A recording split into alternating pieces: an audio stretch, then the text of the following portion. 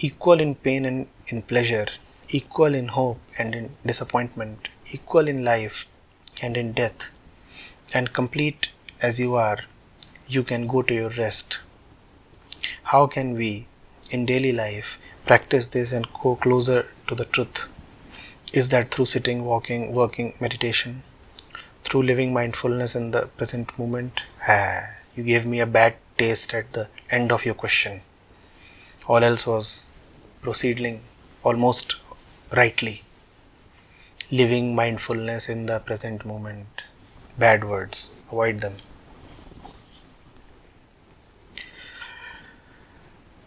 You're asking for a method. You are asking, how can we in daily life practice this and go closer to the truth? Is that through sitting, walking, working, meditation? The method is already there in the verse, in the quote. Please read carefully, Shirin. Equal in pain and in pleasure, equal in hope and in disappointment, equal in life and in death, and complete as you are, you can go to your rest. What is the method?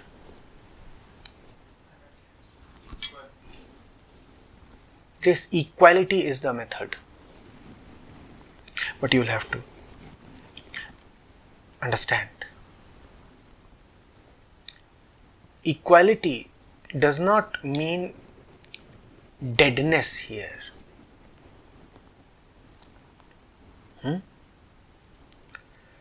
To a cave,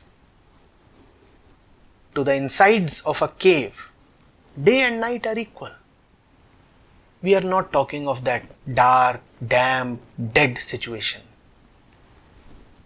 Not that kind of equality. To the dead man, beauty and ugliness are equal. We are not talking of that kind of equality.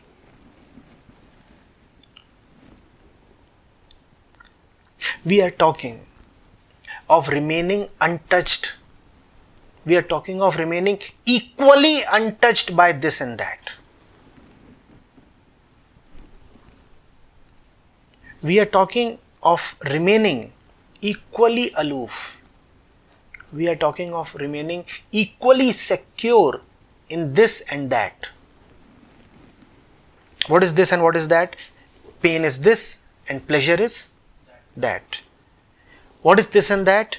Hope is this and disappointment is that. What is this and that? Life is this and death is that. And you have quoted Ashtavakra saying, remain equal in this and that. Are you getting it? Life is there, death is happening. Life is apparent, death is not so apparent. But they both are happening simultaneously. If pleasure is there, pain too is happening. One is apparent, the other is hidden. In a while, the other will become apparent and this one will become.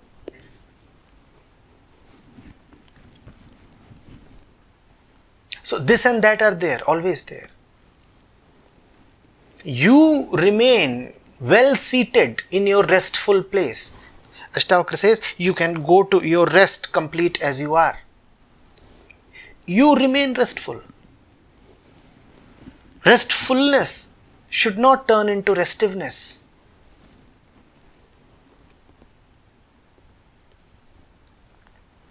Getting it? And this and that, they will keep existing for you because you are Shirin from France. You are spatially and temporally localized. You exist as a tiny bit in a huge fragment of your own creation. You are a tiny grain of sand in a huge universe that you yourself have painted, created, manufactured, imagined, whatever.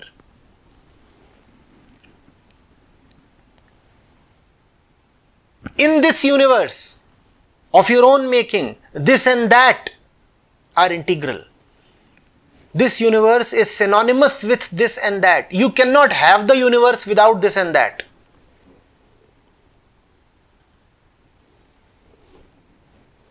Don't ask for the impossible. If the body is there, pleasure and pain will be there. Put even the so-called realized saints in an oven and they will experience pain, and bring them out of the oven into an air-conditioned room and even they will experience pleasure. It is inevitable. In fact, the whole purpose of sweating is to give you relief from pain, and then evaporation will give you some pleasure.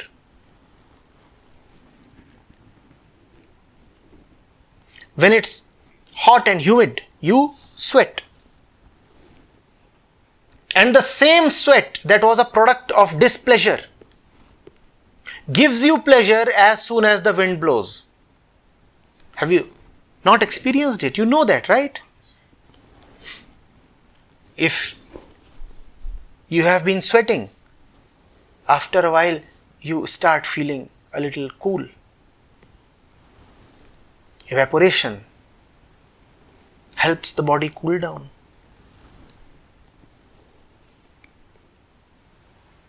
Pain itself has given birth to pleasure. Pain is sweat and sweat is pleasure. Oh. What is what? I don't know. This is that. How do you differentiate? They will be there. And if you don't want them to be there, then give up the body. But even that seems unlikely to solve the problem.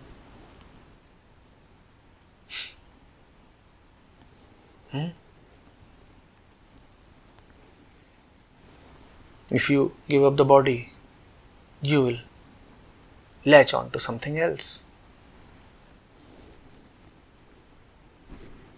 Anyway, so many people are prepared to give up their bodies for the sake of pleasing some other body. Don't we see suicide bombers prepared to give up the material body in order to please their psychological body?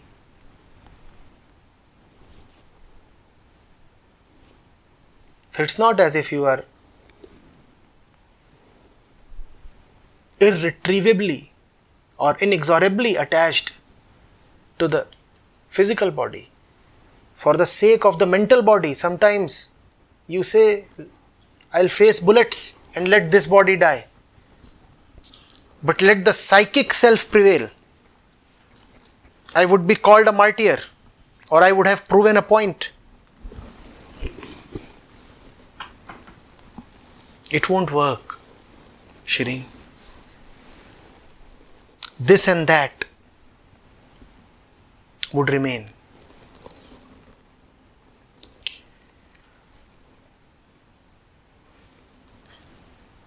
Don't give them too much importance. Why am I suggesting this to you? Because it is practical. Why is it practical? Because you do have a choice. The importance that you gave to this and that didn't just happen on its own. The process had your consent. Sometimes you actively chose to give importance. Sometimes the choice was passive. But nevertheless, a choice was always involved. That is bad news, because the choice is often bad. But that is also the best news, because we do have a choice. And if we can make a bad choice, we can make a good one as well. Bad news is good news. This is that. Choice is bad news because so far we have been making bad choices. But even bad choices prove that good choices can be made. Oh. So even here, this is that. Pain is pleasure. Make the right choice. And maybe then you would find that you are beyond this and that. Some people call that choicelessness.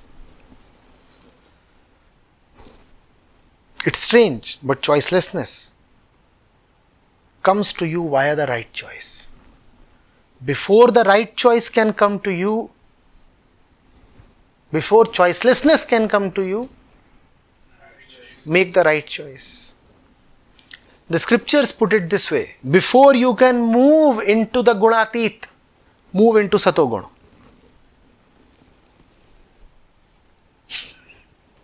Before you can move into that which is beyond properties, nirguna, you must first move into satoguna.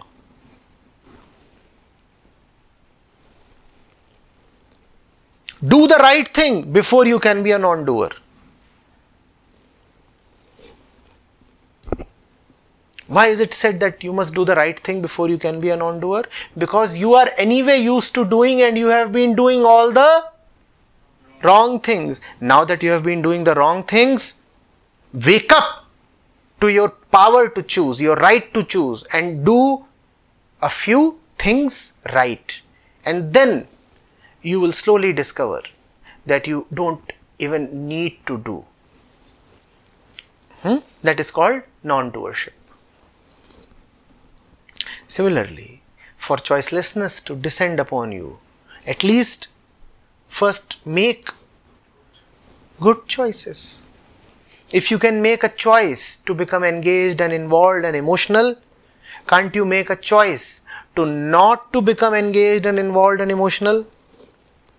Or do you have control only one way? What kind of a driver are you? You say that you are able to drive well only when you are driving wrong side.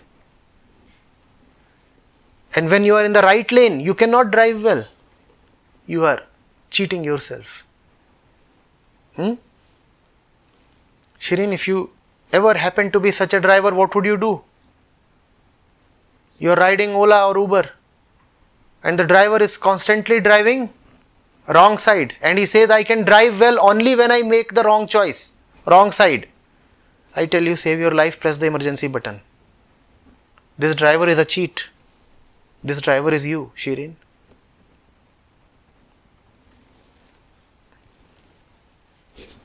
You are very good when it comes to making all the noise and all the mischief. Then you are very alert and energetic.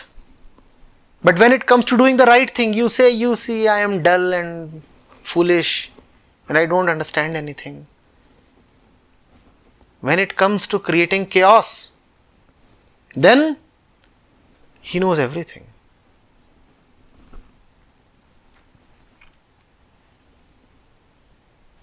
You send him to fetch a few vegetables from the market. He will say, I don't know where pumpkins are and potatoes are. But he very well knows from where to get all the chemicals to assemble a bomb. Then he is very smart. This kind of dishonesty won't do. When it comes to all the nonsense, see how you succeed, don't you? You want to go and create chaos. You want to go and satisfy your lust and see how you find out ways, don't you?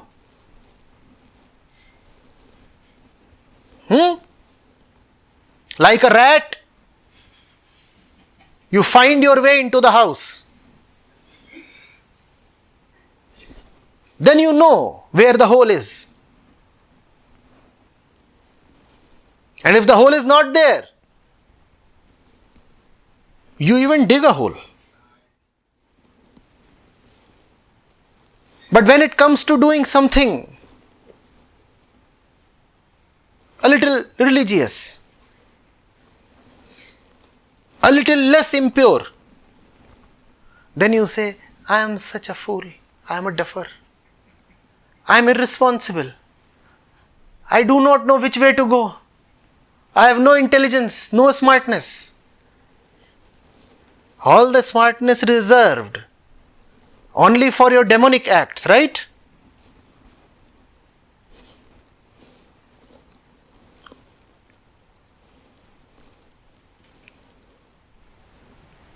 Don't you see?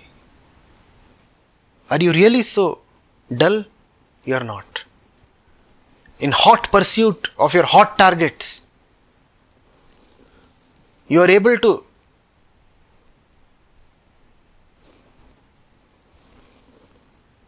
bring the heavens down to earth. All the energylessness, all the forgetfulness is reserved only for the right things. The right things you forget. Don't say you are forgetting. It is a choice to forget. I will call your bluff. I will expose your hypocrisy. You are not so big an idiot as you show yourself to be. In fact, you are no idiot at all. You are extremely smart, just that your smartness is self-destructive.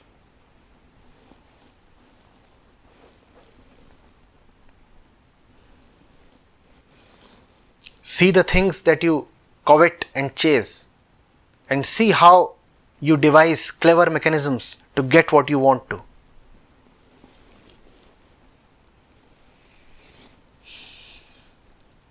But as I said, the one thing that you cannot fetch is potatoes from the market. Then you become a dodo. You say, what is a potato? Do they grow on trees? Do they fall from skies? Do we manufacture them in factories? I am a dodo.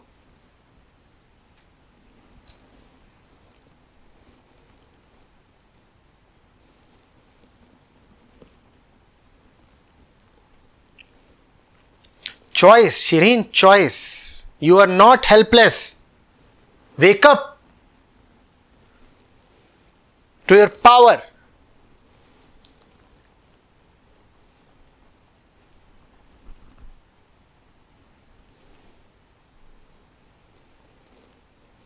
You cannot just be carried away. Nothing can happen to you without your consent.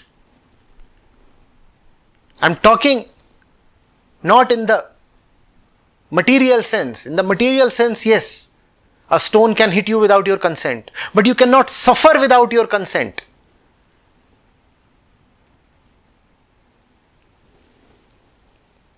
Restfulness is your nature. You cannot become restless without your consent. Discover your choice.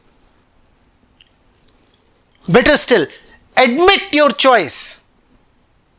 Admitting choice entails responsibility, and that's why you want to evade it.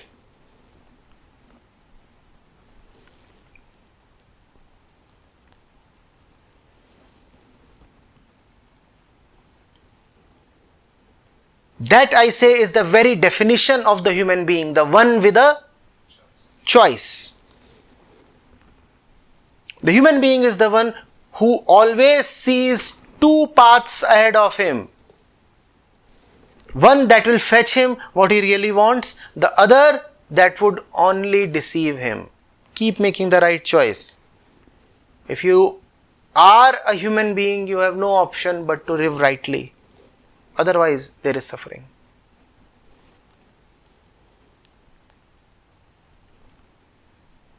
What is the wrong choice? Anything that involves helplessness is the wrong choice. That's the definition. Whenever you say, oh, but I could not have not done it. Oh, but I could not have helped it.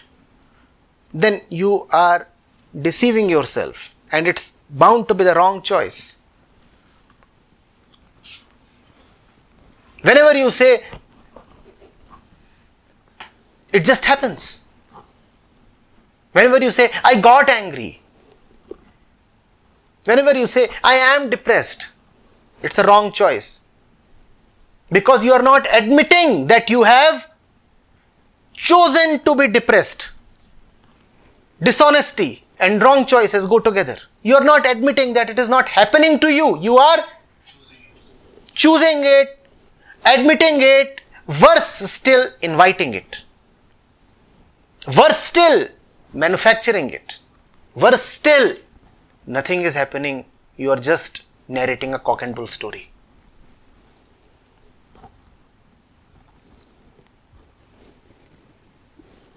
When rest is your nature and the only truth, from where has restlessness come? Obviously, it has to be a silly fabrication. It cannot exist. It's a myth. But see how you declare, oh, I am so depressed. First of all, it is a choice whether or not to be depressed. Secondly, when joy is your nature, how can depression even exist? But we not only do claim that we are depressed, we also expect some sympathy, you see. A little bit at least.